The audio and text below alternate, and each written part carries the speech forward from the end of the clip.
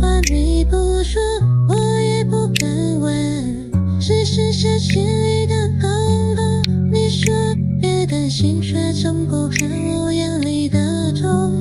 每一个微笑都像是为了迎合，我学着不再追问，却越陷越深。你不说，我就学会忍着，让自己冷静。我不想再问为什么，我不想再把心打开。你的每一句不说的话，比所有的承诺更让我崩溃。最怕你沉默，像一把利刃，把我爱得真心，是个好事。不敢说的爱，只想住进我的声音。